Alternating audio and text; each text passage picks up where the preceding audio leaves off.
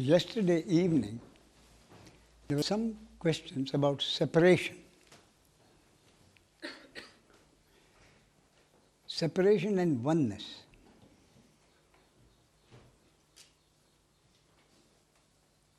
To me, separation and oneness does not mean the destruction of the separateness. The separateness, just noticing that there is separateness as part of phenomenality is enough. For instance, let me supposing a friend of mine takes 10 photographs of himself in 10 different costumes and with appropriate makeup. He shows me the 10 photographs. I would say they are different. They are different people. But if he tells me that it is he who has taken the photographs of himself in 10 different costumes, then for me, because of that information, because of that knowledge, the separateness disappears. But the separateness is still there in the photographs. The separateness in the photographs remains. But it is the understanding that it is the same one who has taken 10 different costumes gives me the knowledge, the oneness behind those 10 photographs. The separateness in the 10 photographs remains. But the oneness is merely the knowing that they are not separate. So oneness does not mean that your separateness has to go. So there is a misconception that an enlightened being, which itself is a misconception, is always in oneness with the One.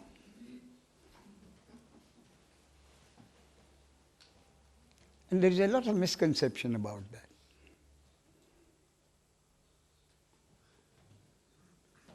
And the questions usually, which I find,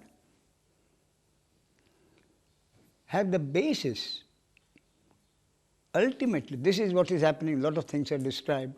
This is what happens to me. These feelings come. This is what happens. But basically, the question always is, what do I do? That's what it boils down to. Experiences are described. Feelings which arise are described. Circumstances are described. But the basis of all that boils down to, how do I tackle it? How do I tackle the situation? Meaning, what do I do? And the answer is ridiculously simple. You do exactly what you are supposed to do, or you decide to do what you are supposed to decide to do. What happens, you just don't know. Therefore, there is really no point in worrying. If you are programmed to take some time over your decision, you will take time over your decision. Take time over your decision. But if you are programmed to make a decision quickly, that's what you will do.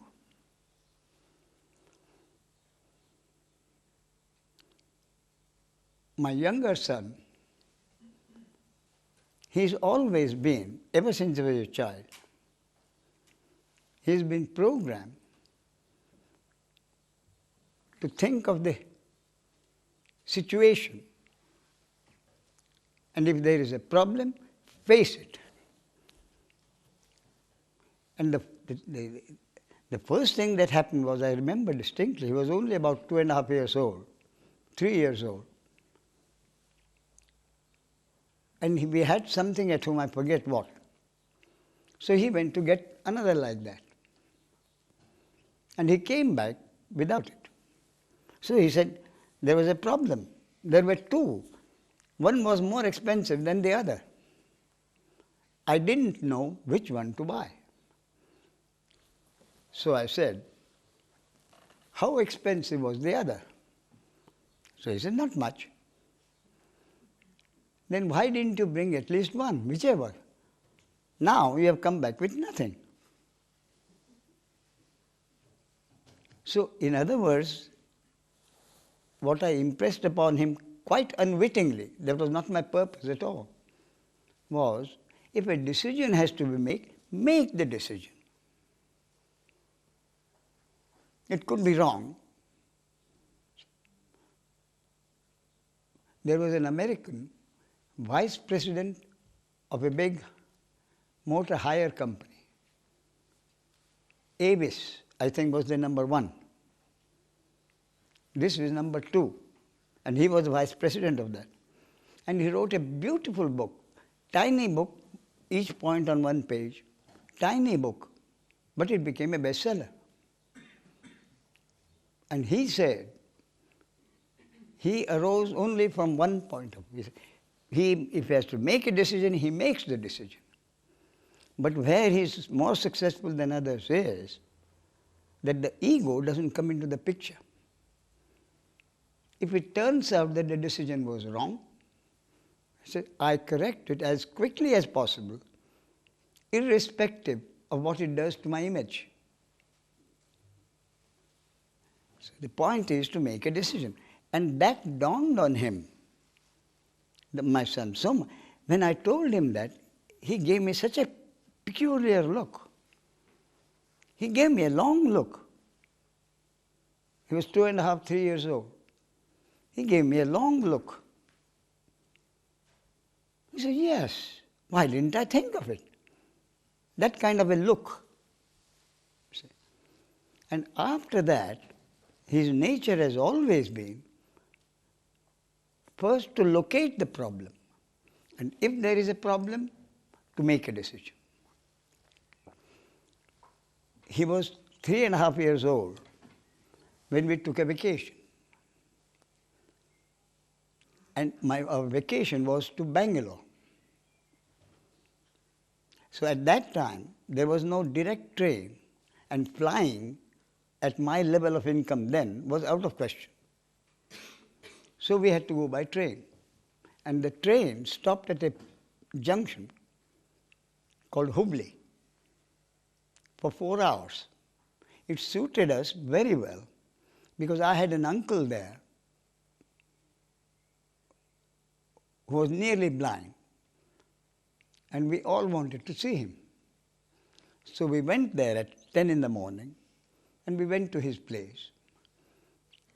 And at my uncle's place, there was his wife and some other relation of hers, sister or aunt or somebody. Anyway, there were 2 ladies in the house. And Shivdas, my son, 3.5 years old, liked to be rocked, as some babies do. You know, they take him on the lap and rock him. And he loved it. And knowing that he loved it, almost every woman or they used to, and he was a lovely baby, child. So they would rock him. So all the 4 hours, there he was being rocked, apart from the time when he was eating, or the 2 of them would rock him alternately. Then at about 3:30, we went to the train, got into the new train, settled down there. And then one of the ladies asked Shivdas, Shivdas, now you're going. Whom will we rock? And suddenly, there was problem, yes. He recognized, yes, it is a problem. And then suddenly came the answer. And he said, you rock her and you rock her. Problem solved. You see? So, but if you are programmed not to have And incidentally now, subsequently he became the managing director of a French pharmaceutical company, Roussel. And then that company merged with another company. And my Shivadas didn't agree with that merger. So he had the courage to oppose the merger. And when the decision was to have the merger, he made his decision and left the job within 1 week. He emptied his office in 1 week. His wife was in a panic. But I wasn't. But nonetheless, from that day, I decided to give a certain amount every month to the wife so that she should not be in panic. But it so turned out that he is now a consultant, and his card reads, Consultant, Managerial Efficiency, which really means taking decisions. And he is doing very well. So that is part of Shivadas. But what I am saying is, if you have to make a decision, make a decision. If you take time, take time. But what happens is, that is turned into a problem. My friend makes decisions easily, I don't. Sometimes I'm not able to make a decision at all. All right, toss a coin. But some decision will happen. Now, about decision, most important thing about the decision is to be able to accept that that decision may not turn out to be the right decision. So what happens after you take the decision is never in your control anyway. Something different, and quite often something different happens. There's a story of a gentleman, a professor, who was invited to give a talk at a nudist colony. So he went and reported at 6:30. He said the talk was at 7. So he rang the bell, and a nude woman came and welcomed him and took him to his room. And she said, well, 25 minutes, the talk begins. You come down to the lecture hall and we'll have the talk. So this man closed the door and said, now, these are nudists. I'm the only one dressed. So how do I go down, dressed or undressed? You see, do I go dressed or do I go undressed? So he took courage in both hands, decided to take his clothes off. So he took his clothes off and went down the stairs, stood at the door for a minute, knocked on the door, opened the door, and there they were, all dressed in his honor.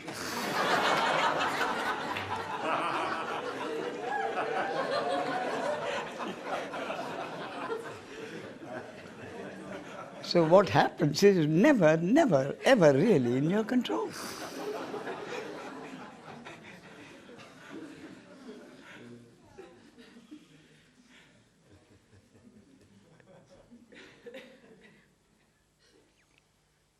So the second point I would like to talk about this morning is enlightenment. A lot of questions also come. I really don't know why people are concerned whether someone is enlightened or not. But they are. So I'm often asked, am I able to recognize a man who is enlightened? So I said, look, no man is ever enlightened. But if you mean, do I know, am I able to know where the total understanding, as I prefer to call it, has happened in a certain case or not?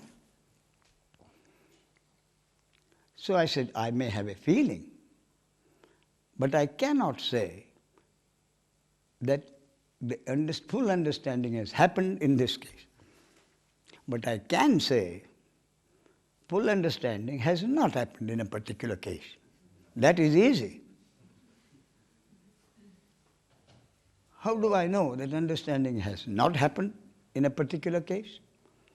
That is because in that case, that person is too anxious for the world to know that he or she is enlightened. This anxiety to be recognized by the world as an enlightened being is the clearest proof that there has been no enlightenment. If there is enlightenment, if there is self-realization, it is accepted as a matter of course. Because nothing changes. His life continues. There is anxiety to be known, recognized, is the surest giveaway. And in the same context, because of this misconception of someone being enlightened, his behavior is always critically examined. Now, the basis of that is the misconception that the enlightened person or the self-realized man is a sort of clone who must have a certain idea of behavior. That is the biggest misconception, because behavior would be based on the programming. And whether the enlightenment happens or not, the programming continues more or less the same way. I'm not saying it cannot and will not be changed, but by and large the programming will remain. That is misunderstood. In Santa Monica, some 5, 6, 7 years ago, Heiner and I went to Heiner's friend for dinner. At that time, there were 2 other guests who were not expected. And they were friends of our host who had come that day. They were either on their own or working for a firm. They were carriers. They brought things in a truck.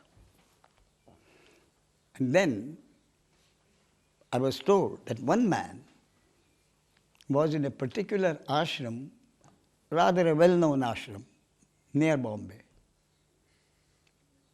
for many years, and that he was quite high up in the hierarchy. Then he suddenly gave up, totally cut off all connection, and never mentioned the ashram again. So, Heiner's friend, Peter, told him to tell us what had happened.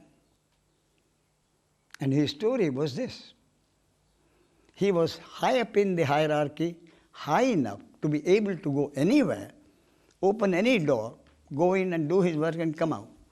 He was high.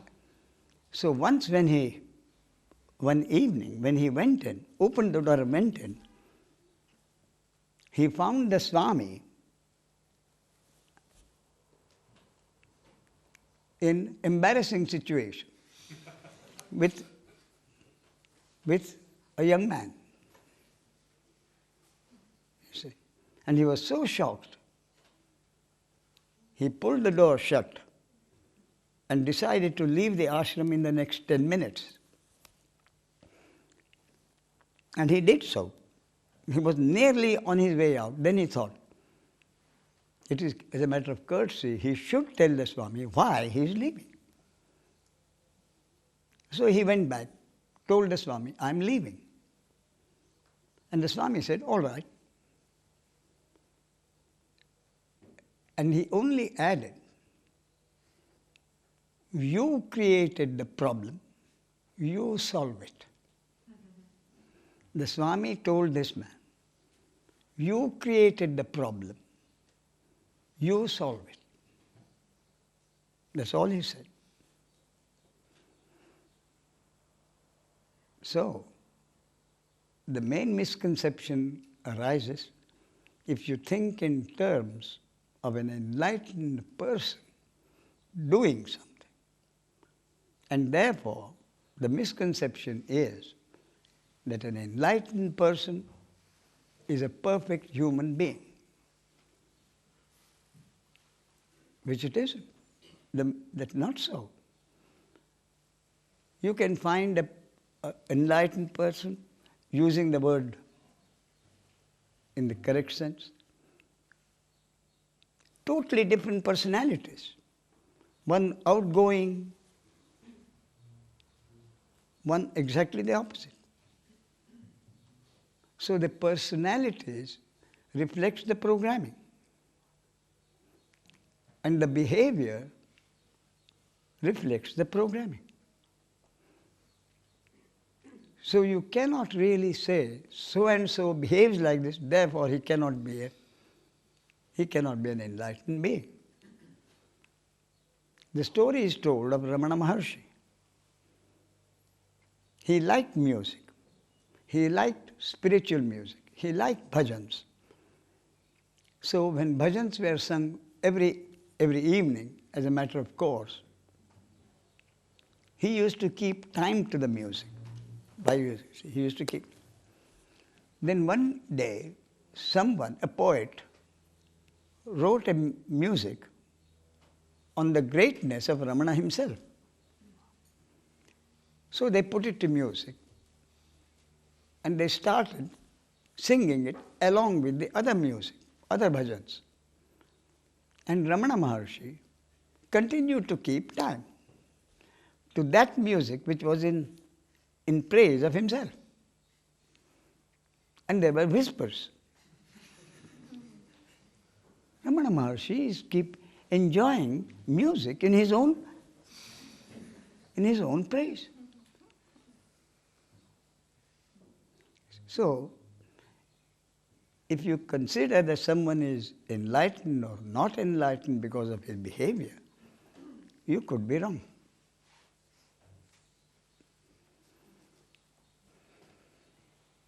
So, now, on the talk yesterday, any questions?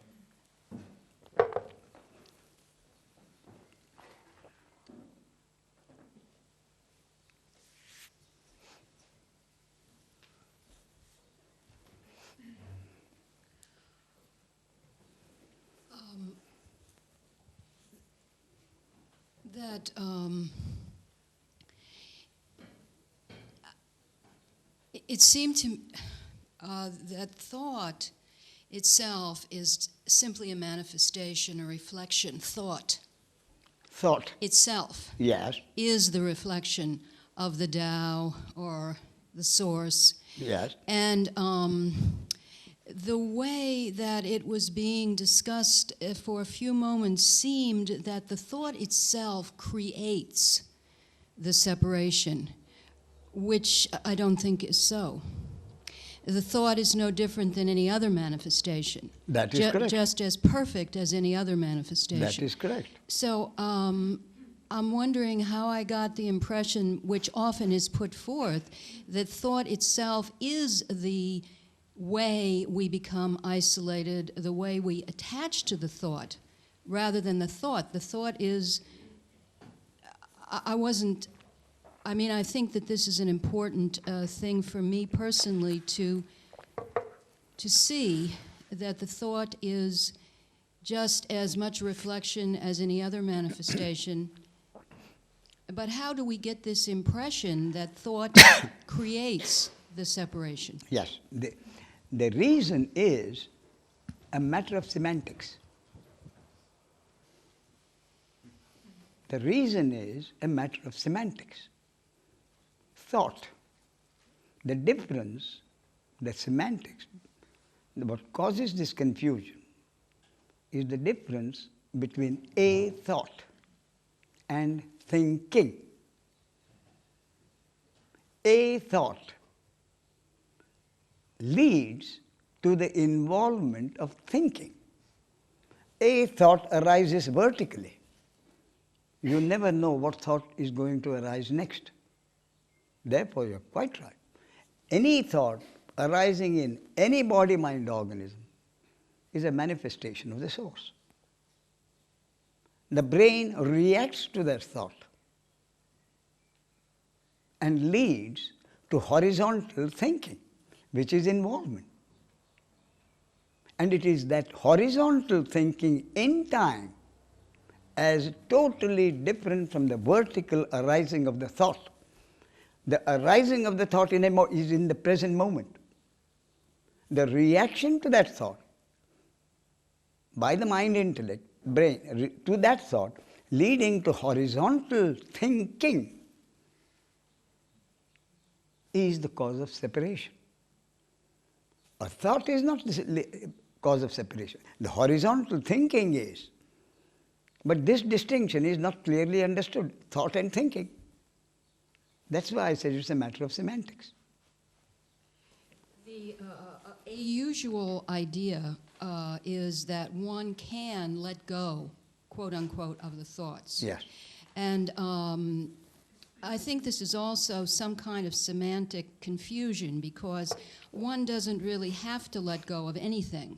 If you can, I think what you're saying is if you simply, or if you recognize the thought as thought, just let it be.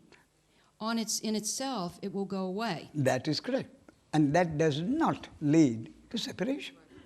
But the more important point is whether to let go of that thought, or in other words, merely witness it, or observe it, and the observer getting into involvement, not in your control. That is the more important point. You see? Otherwise you say, it's very simple. All I have to do is witness it, and I'm not in trouble. Not so. Yeah, but yeah. But also, it's been my personal experience that when you can remember the source as you get involved, then somehow that makes a difference, does it? It does indeed. It does indeed. Only way is, you said, when you remember the source. When you remember the source. That is not what happens.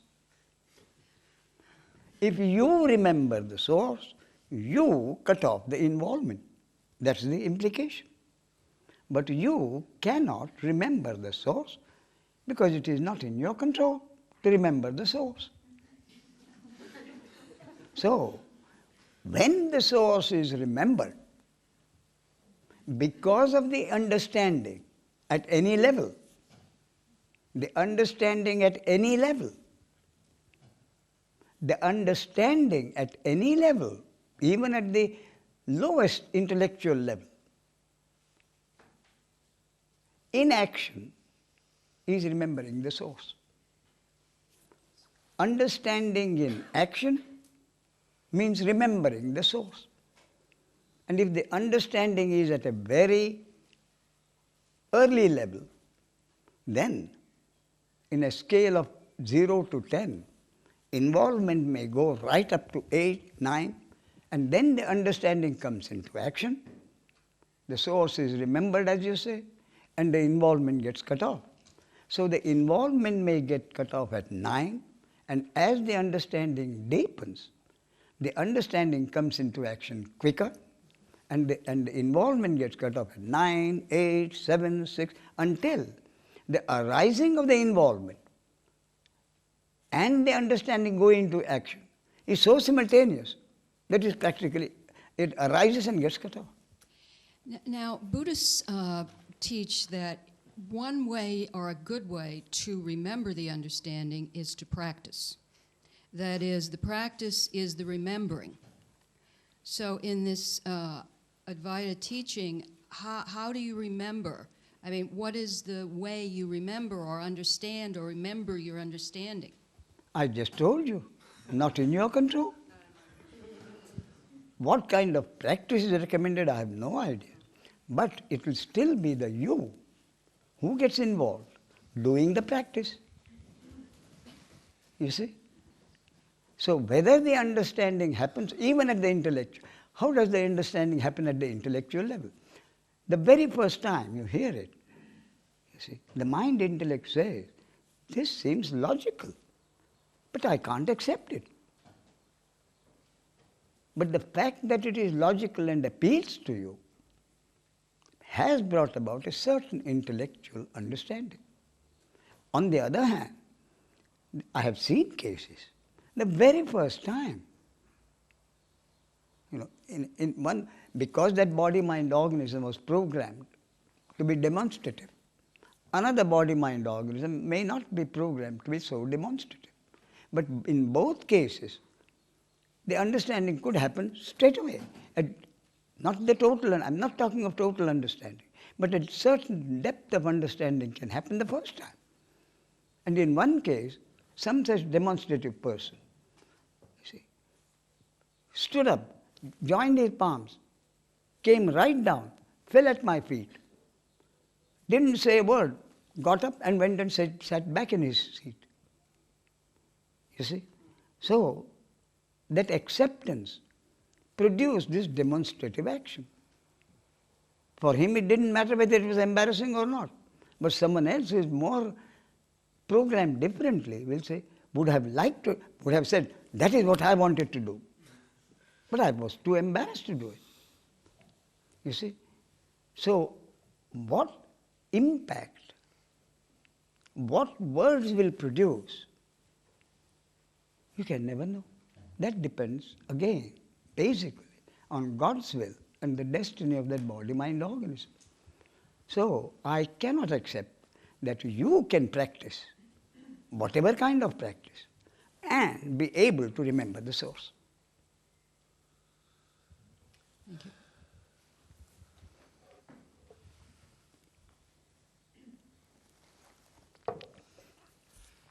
But I repeat Ramana Maharshi's words, your head is already in the tiger's mouth.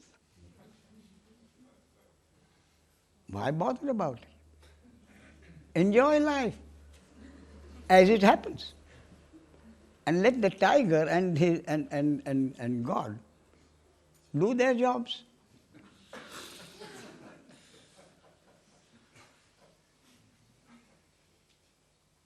That's the whole trouble. We don't let God do His job. That is the whole problem. That's why I say, so people say, all right, if I leave everything to God, what do I do? Enjoy life. And when I say enjoy life as it happens, including the happiness and the unhappiness.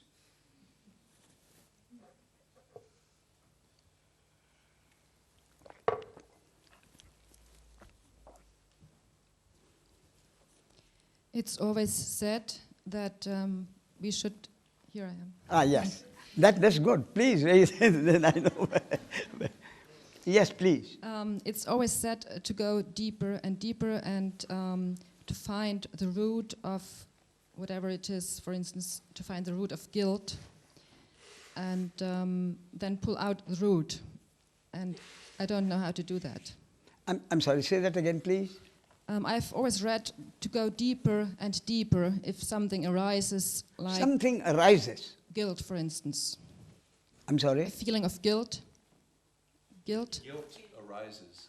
Guilt arises. Yes. Oh, yes, of course. And what do I do? Guilt How do I go arises. deeper and how do I find the root or the source Yes. of it? So, why does guilt arise? Because the me says, I should have acted differently. Isn't it? Why does the guilt arise? The guilt arises because the me says, I should have acted differently. And then this consequence which makes me feel guilty would not have been there. That's what it is, isn't it? So now, if by hearing the words and being reminded of the four most important words, thy will be done, if being reminded of those four words brings about some kind of understanding, then that some kind of understanding at any level, you see, will bring about the basic fact that you are incapable of doing anything. To remind you again of Buddha's words, events happen, deeds are done, there is no individual doer thereof. So at some time, again, if it is God's will and the destiny of this body, mind, organisms, thy will be done, those four words will be remembered. And the remembering of those four words will drive the guilt away. But you cannot prevent the arising of the guilt. The arising of the guilt is because of involvement of the me thinking, I should not have done what I did. Then the understanding comes into action and says, you couldn't have done anything. Then the guilt evaporates.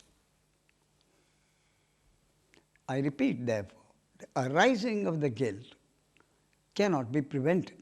I mean, you have no control over the arising of the guilt. So let the guilt arise. And as this understanding goes deeper, the feeling of guilt will be cut off quicker and quicker.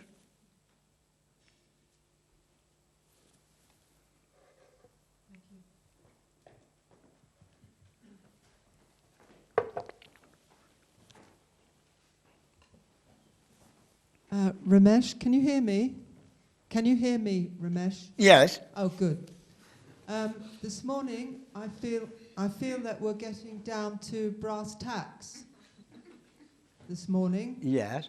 when you're talking about remembering, Yes. because this has been on my mind since the talks yesterday. Yes. Is about remembering, Yes.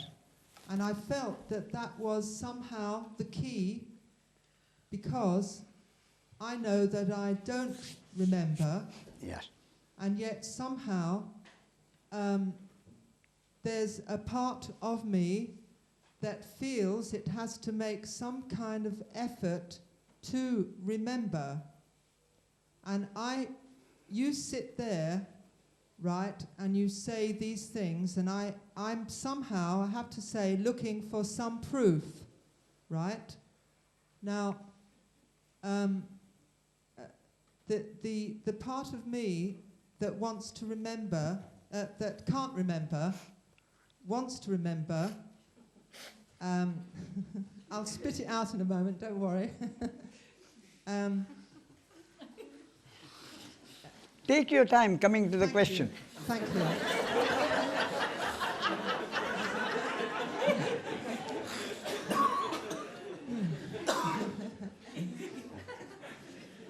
I'm in no hurry. Oh, good. So, I need to know that you can hear me and that I'm holding this microphone at the right distance. Absolutely. Good. Perfect. Great. Perfect. No, I really feel that we're getting down to the nitty-gritty. And I feel that there is a possibility that of something. And that, so it's a matter of me coming to a place where I don't have to think that oh, hold on. I feel that I have to make some effort, okay? Yet you sit there and you say to me, you don't have to do anything, it's all in your programming. Now, what kind of proof can you give me that it is in my programming, that I don't have to do anything? How can I assure you? Is that what you're saying? That's a better word, yes. How can I assure you? Yes, how that can you give me proof? No, forget the truth. No proof. Proof. Ah, yes. Evidence. In other words, what you are saying is, how can I assure you Yeah, that things happening are not in your control? Is that the question? absolutely. Ah. Then the absolutely simple answer is, you have the proof. I don't have to give you the proof.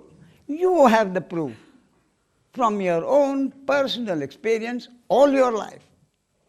You have the proof. I don't get need it. to give you any proof. I don't get it. I'm sorry? I don't get that I have the proof. Oh, yes. I mean, You've got to give me the proof. haven't no. you? Wait a minute. You see, if I give you the proof, you won't accept it.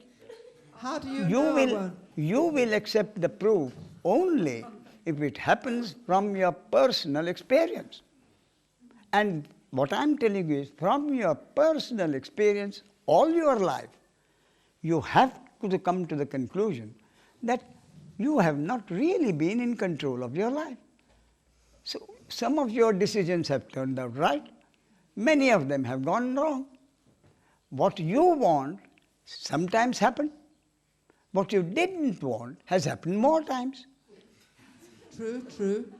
That is your own life, your own personal experience. No proof can be ever stronger than your own personal experience. And what I'm telling you is, from your own personal experience, you have found out, you know that things are not truly in your control, because you make some decisions, they turn out all right. Yeah. Most of them are not all right. You want something, you get it. More often than not, what you want, you don't get, and what you don't want, you get. That's true. That is your personal experience. Yeah, but you're telling me that I'm not who I thought I have been all these years that I've been on the earth, right? And No, not no? right. Aren't you? No. Okay, I'm not telling you that you have not been on the earth all these years. Of course you have been on the earth all these Yeah, years. but you're telling me, you see, I thought I was somebody else when I came here, and I find out that I'm not. You see, Heiner talked to you about the passport. Any time you have doubt, pick up the passport and see whether you are the same person or are you not the same person.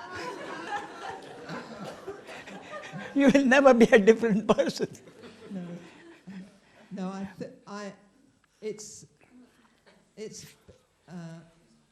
I'm thinking Yes, that I am I, yes. and you're saying that I'm not I am an illusion.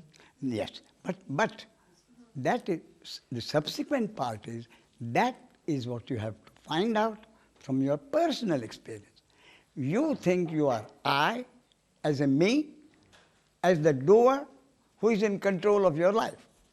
That's right. So what I'm telling you is, from personal experience, now on, every day, at the end of the day, take some time off if you can, and find out, analyze, investigate any number of actions that you can select. Find out for yourself how much control you had over what you called your action at any stage of the action. Or did the action happen because of circumstances beyond your control? Something happened which led to something else. And I dare say you will come to the conclusion, day after day, that what you thought were your actions were truly not your actions. They happened. And that is the personal experience which convinces you that there is truly no me who can do anything or consider herself in charge of her life. That can only happen by investigating any actions during the day, every day, and coming to the conclusion that no action which you thought was your action was indeed truly your action. It was an event which happened. It was a deed that was done. Not because truly you wanted it done, but because it had to happen. In other words, you will come to the conclusion that an action happened because it was the will of God and the destiny of this body, mind, organism, sometimes good, sometimes not so good. And that you as an individual entity, as the individual doer, had truly no control over it. And when that experience happens day after day, then this feeling that I am in charge of my life will, I presume, gradually get weaker and weaker. And then what will happen is that you will begin to accept life as it happens, rather than wanting life to be as you want it to happen. I repeat, then when you truly come to the conclusion from personal experience, I repeat, from personal experience, that no action has really been your action, that you begin to accept that life just happens. Life just happens through every human being. That no human being lives his or her life. Life is being lived through every human being. So I don't have any say at all in it. I'm sorry? I don't have any say at all. You mean you have no control at any stage? Yeah, That is I'm correct. saying to you that that's the deal. That is the concept which I have. The concept which for you can be the truth only from personal experience by investigating as many actions as you can. So I have to look at Investigate, yes? investigate. Yes. That means- Analyze, investigate your actions and find out whether they were truly your actions or they just happened. Well, I'll let you know how I get on. You can let me know, but please don't expect an affirmation. Okay.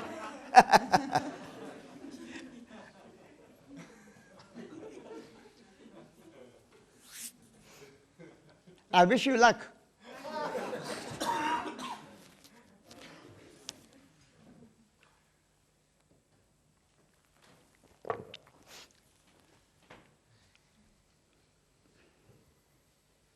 Yeah.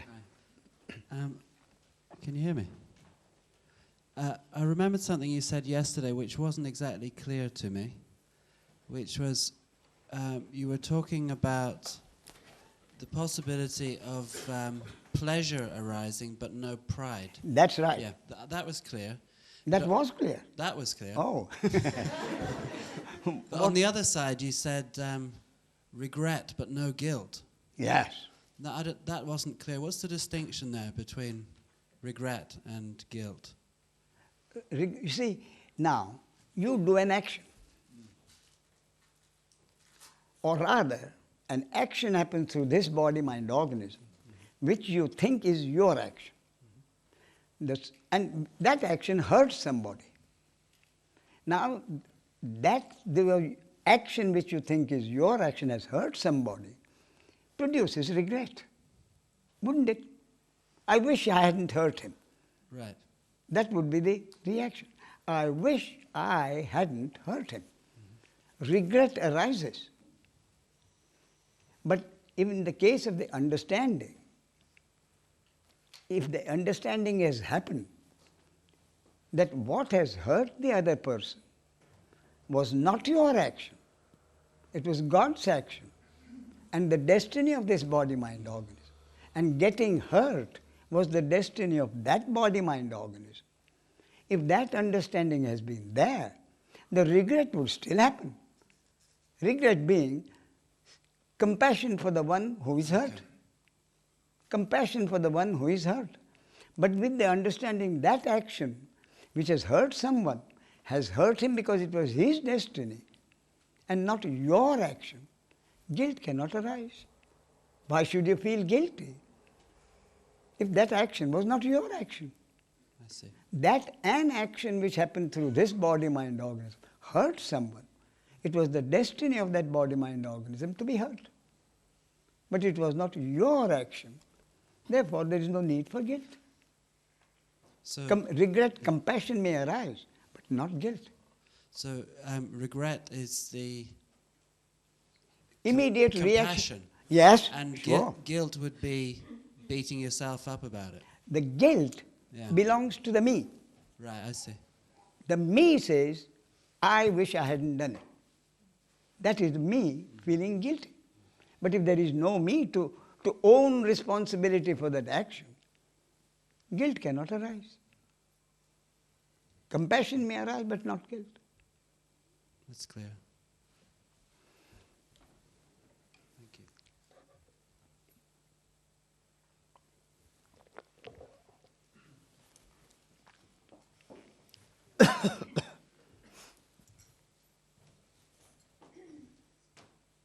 I feel my body-mind organism is not too well programmed in this. But when you were answering the first question Yes.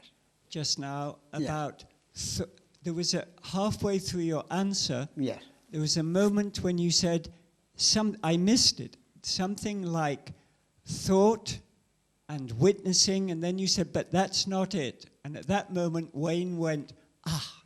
And I felt that, but I didn't get fully, the thought arises, and then you catch the thought, and is that witnessing or? No, wait a minute. I think what you're really wanting to know is, what do I mean by witnessing? That's what you want to know. Witnessing as against observing. When I use the word witnessing, it is as against the word observing.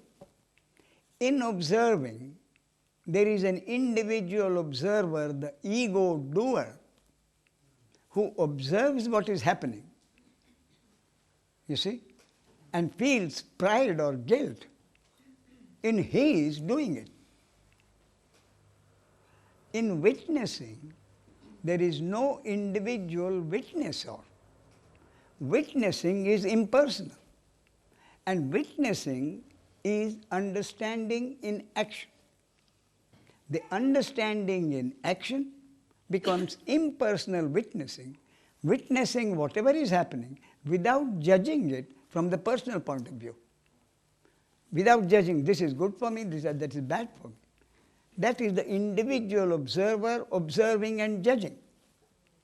The most beautiful example of impersonal witnessing is that of a baby, a contented baby.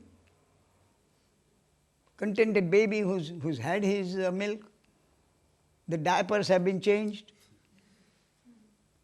and you watch a baby. It's really wonderful to watch, to be able to watch a baby, a contented baby. The eyes of the baby, it's not an idiot's look. An average baby, it watches intelligently, responds to what is. You talk to her nicely and the baby smiles. You frighten it, the baby cries. So it's not that the baby does not respond to what is happening. But what is not happening is, the baby does not say, so-and-so is a good man, he makes me smile. So-and-so is a bad man, he makes me cry. There is no judging. There is merely reaction to what is happening. So the baby reacts according to its programming, but does not judge as someone being good to her, someone being bad for her. So witnessing is always impersonal. There is no individual witnesser. Witnessing and judging. And witnessing, the impersonal witnessing, therefore, is what I call the understanding in action. When there is some understanding at any level, at some time, it goes into action as witnessing. Let me give you an example. If you go to a large hotel, sit in the big reception room, waiting for a friend who is still not expected for half an hour, then what happens? You see people arriving with their luggage on their way out. You see people coming in with luggage, going to the reception counter, registering. All this is activity. And that activity is witnessed. You see? And the personal observer comes in. When you suddenly see someone and you say, what a horrible looking person. Then the individual observer has come in and the impersonal witnessing has been cut off.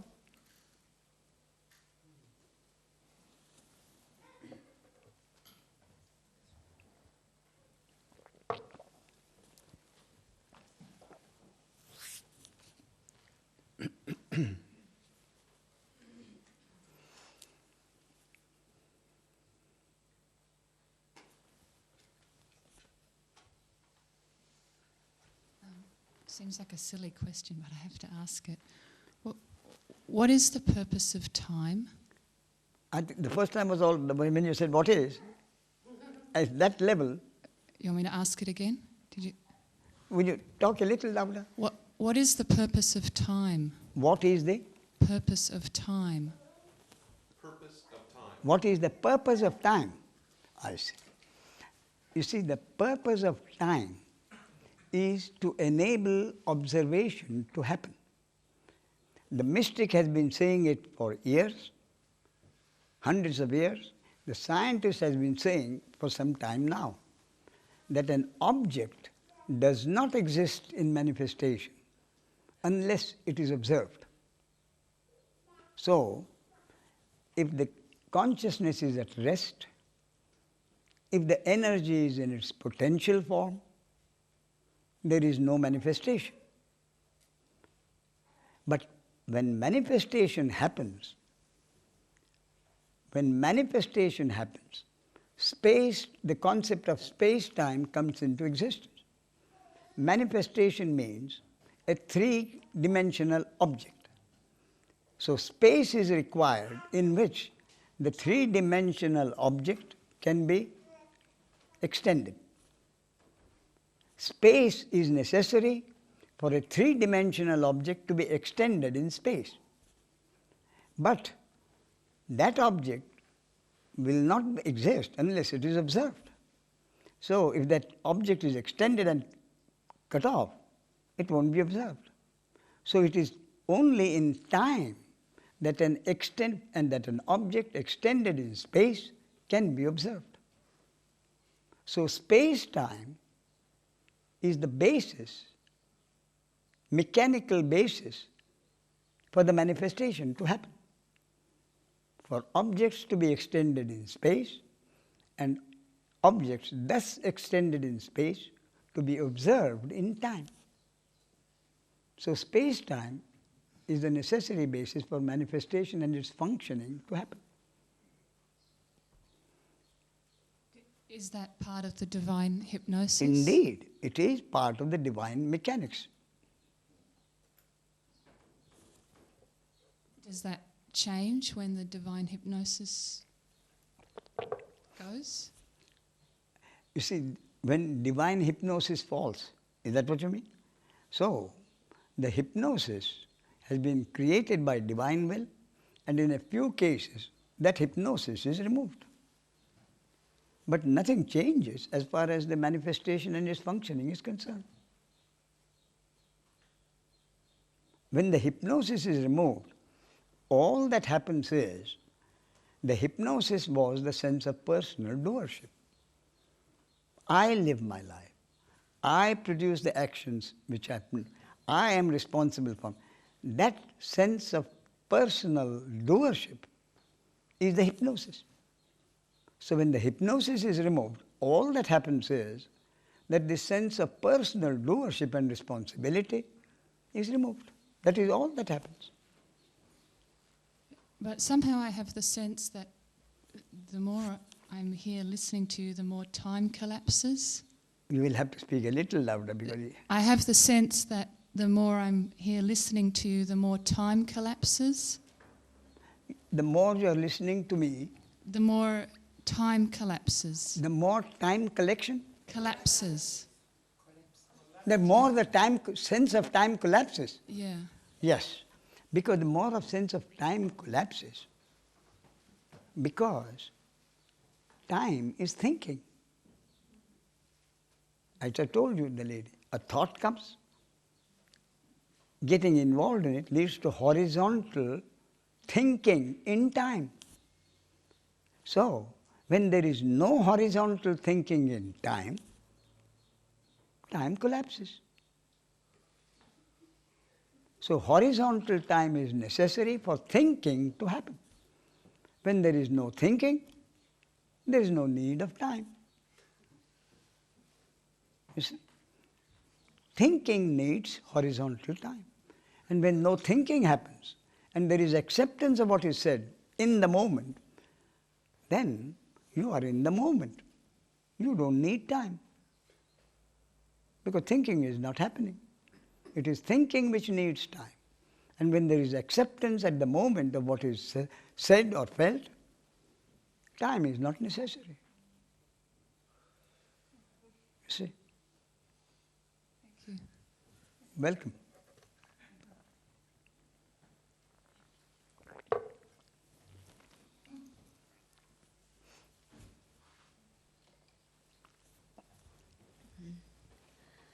As I understood, you say all is consciousness.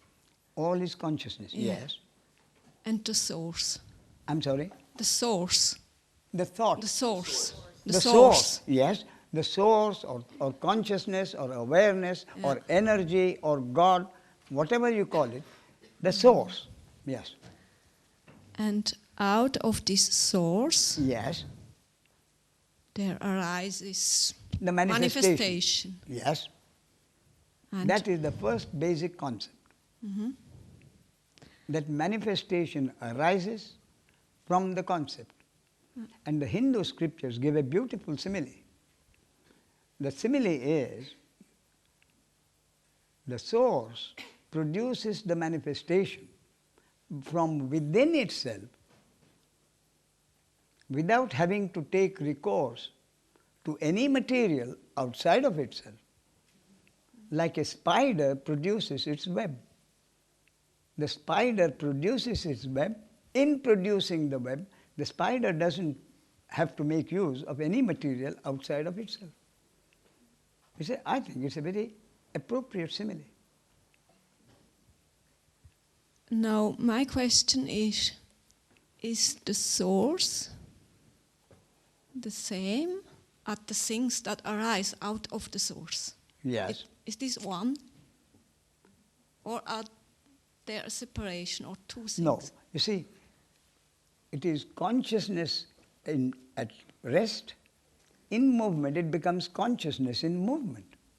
So consciousness at rest and consciousness and movement are not two. Are the same. You see? Now you sitting and you standing or you sleeping are not three persons. You see? Three aspects of the same thing. But still, consciousness at rest and consciousness in movement is the same thing. Which is what Buddha meant when he said, samsara and nirvana are one. He said, samsara is nirvana, nirvana is samsara. Nirvana being consciousness at rest, samsara being consciousness in movement. So he says, consciousness at rest is consciousness in movement. Consciousness in movement is consciousness at rest. He called it nirvana and samsara. Thank you. Not at all.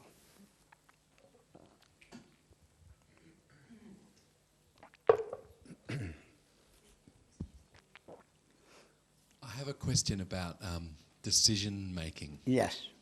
So, even The person you really want is my son.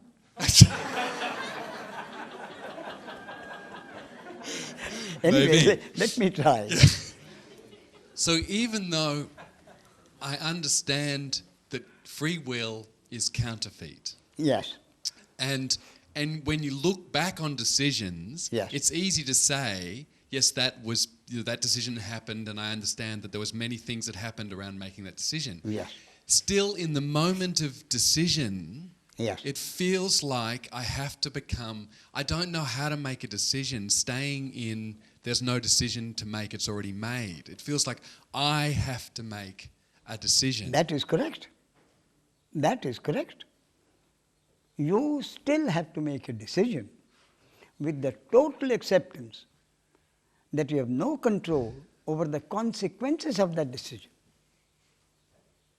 That is, you make a decision as if it is your decision, as if you are responsible for the decision, with the total acceptance that what happens is not in your control. You still have to make a decision. It doesn't seem to help, though. Pardon? So it doesn't seem to help something. No, it doesn't. No. You see, if somebody says, my friend makes quick decisions, I'm not able to make quick decisions. How do I make quick decisions? He can't be helped. If his programming is such that he finds it difficult to make a decision, decisions will be difficult. Some are quick to make, I told you. So my son is programmed to make quick decisions. Someone else is not. And there has to be acceptance that I'm not. See, now, this body, mind, organism is not programmed to be brave. This is programmed to be, let us say, rather timid. So the involvement happens if I think someone must help me to become brave. And I say, whom do I go to be brave? That is involvement. Or I can say, all right, this body is programmed to be timid.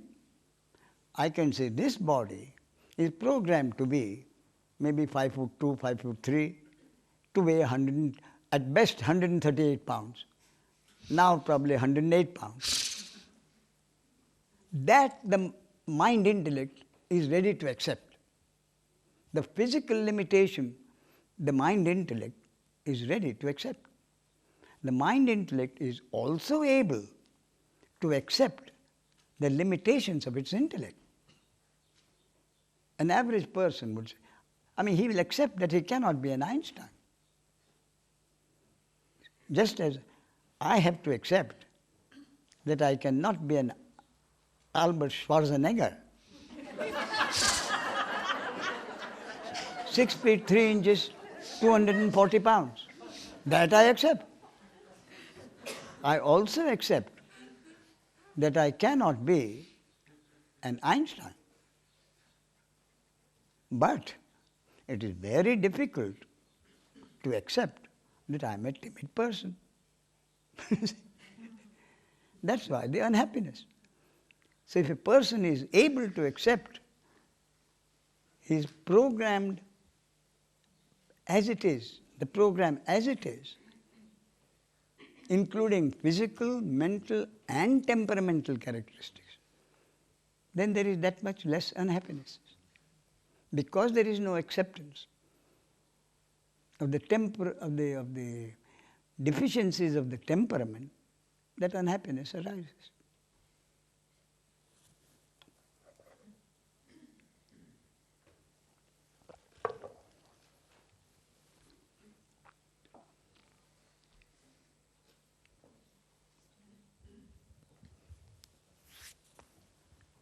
Ramesh, I'd just like to share this with you as a result of your talk yesterday and then listening to Mark in the afternoon and meeting with Elke. And I saw there yesterday that there was a book of yours with a tiger on, and it's for sale. And it's underneath a picture of a tiger. Yes. And that reminded me of the expression that Ramana uses, that you often repeat, your head is in the tiger's mouth. That is the title of the book. Okay. I didn't realize that. That is the title of the book. But I saw the books down there yes. without going to them, and I saw the picture of the tiger. They put it in a very nice place, the book. just below the painting of a tiger. I see. So this all went into the mind together with what you said yesterday. Yes. And the talk that Mark gave in my meeting with Elke. And then last night, I had this very strange dream. I was being chased by a tiger. And not only that, but it caught me and ate me. And I woke up and I thought, this is it. At long last, what Ramana said is right. I'm enlightened. Quite right. So let us take it as a good portent, as a good omen. Yeah. I just wanted to share that with you. Thank you. Because it was so Yes. strange after the whole day's I event. hope it will happen. Thank you. I hope the tiger is hungry enough.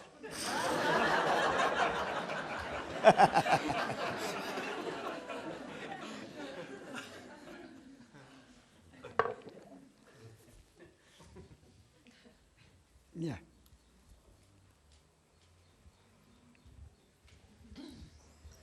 Ramesh, I don't want to leave it to the last minute. Since last week already, I need to thank you for having endured the long journey and have come again this year and make this all possible, the gathering and the being together.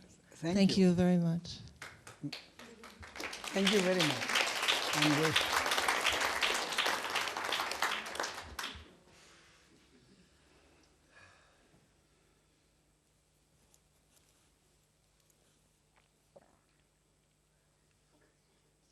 you know, my wife is not totally sorry that I go.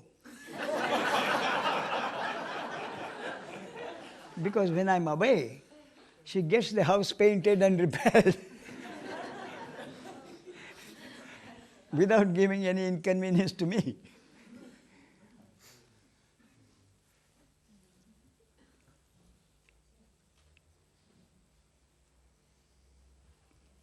I would like to ask about Kosovo and the source. The Yugoslavian situation. Yes. And the source. And the source. All right.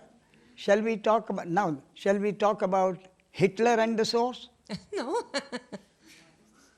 You see, Hitlers have been happening, Molotov, they have been happening, everything has been happening. You see, do you think Hitler would have been there if it were not God's will? So wars have to happen. War and peace are the interconnected polaric opposites which have been there since, I would imagine, time began. You see? So, happening of Hitler was God's will. But I read somewhere an account which you will find interesting. The account is this. After Hitler had taken over the entire Western Europe, what I read was he stood on the shores of France, looking on the shores of England. He had to make a decision whether or not to invade England. And that decision of one man could have affected millions. So, the decision that he made was based on the destiny of the millions. The story goes, or the report goes, that Hitler stood there on the shores of France for hours. He had already asked his generals, consulted his generals. In most instances, the generals had some difference of opinion. But in this case, should he or should he not invade England? There was no difference. Every single general agreed that England should be invaded at once. And they promised Hitler they would bring England down to its knees in 5 days. That was what Hitler was promised by all his generals. And yet, ultimately, the decision he took was not to invade England, but to turn back and invade Russia. So, the same source who created Hitler also created the decision in Hitler's mind to go back to his ruin. Yes, I understand that. Yes. So therefore, Kosovo is designed by the source? As part of the functioning of manifestation at the present time, yes. Right, thank you. That's what I wanted to Oh, know. yes. Thank you. It is part of the functioning of manifestation at the present time. And no power on earth could have avoided it.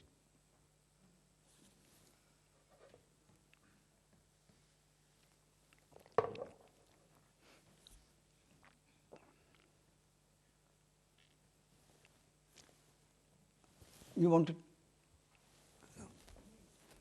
No, I thought someone had raised their arm. Ah, there it is.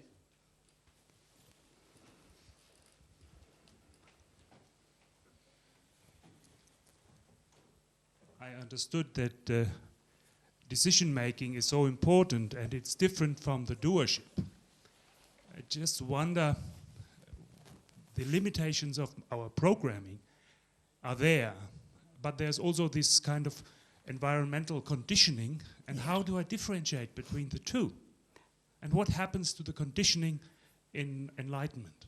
Conditioning is programming. Now, what happens to the conditioning in the case of a sage where enlightenment has happened? The programming and the early conditioning remain more or less the same. If a sage has been programmed for anger to arise quickly, anger will continue to arise quickly even after self-realization. If compassion arises in a body-mind organism more quickly than others because of the programming, same thing will continue to happen. So that in a case where there is enlightenment has happened, in the case of a sage, let us say, anger could arise 1 split second, and the next split second, compassion could arise. In other words, the anger which arises is not carried forward horizontally in time. It's in the moment and that's finished. And in that moment, the anger could take any course. So could the compassion.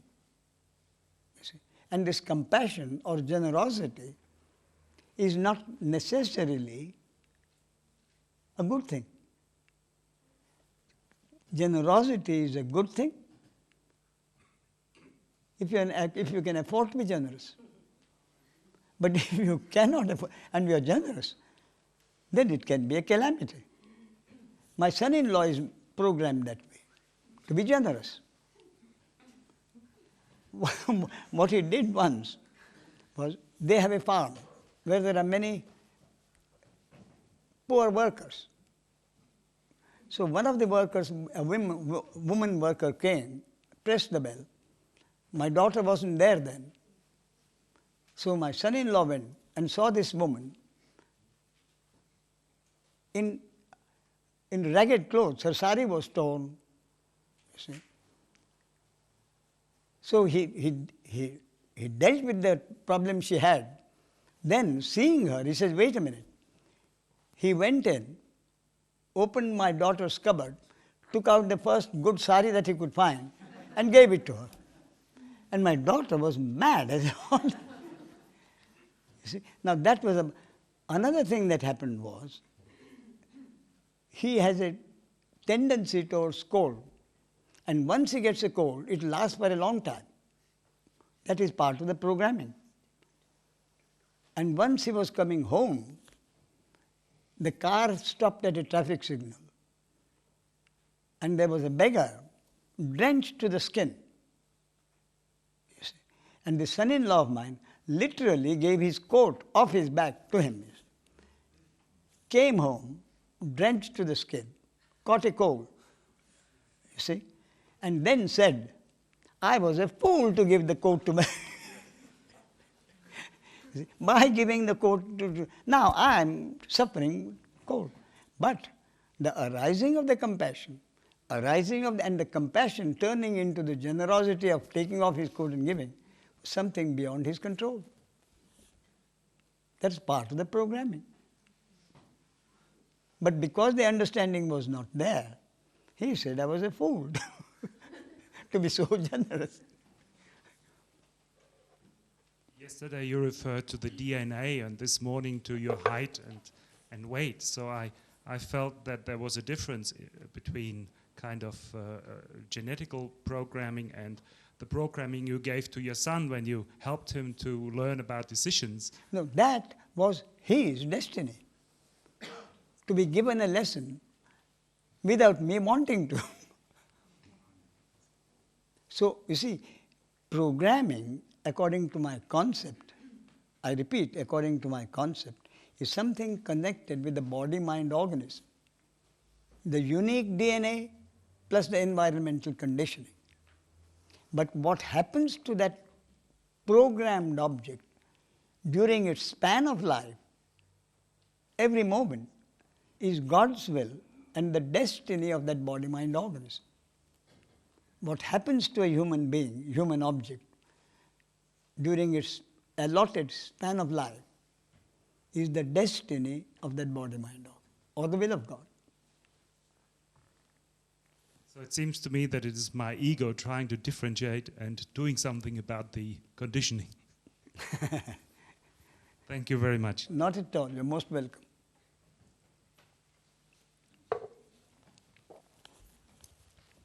Yes. When you talk to a body-mind organism and tell him, let God do its job, doesn't this imply a kind of mechanism in that body-mind organism that has a choice between letting God do its job and yes. making an own effort? Yes. You see, let God do its job. But the very basic understanding is, which I keep repeating as often as I can, that is not in your control. I keep repeating as often as but now it seems I don't repeat it often enough.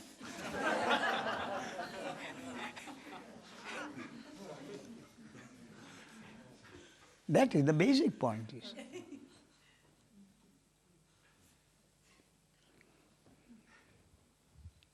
Question? Well, if there are no questions, could we have but wait a minute, we'll make it the last question.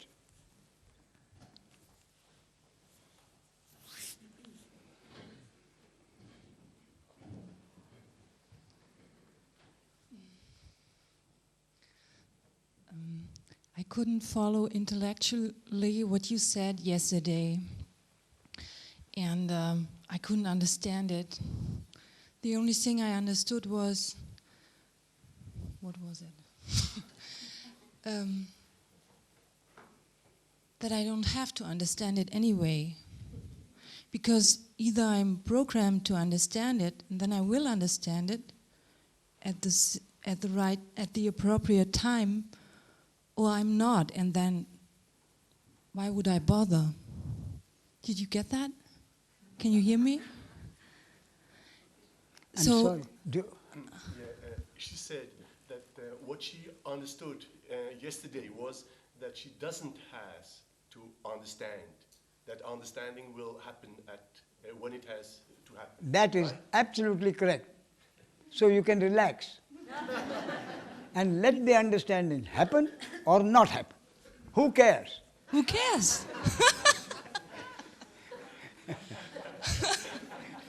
Good. Thank you.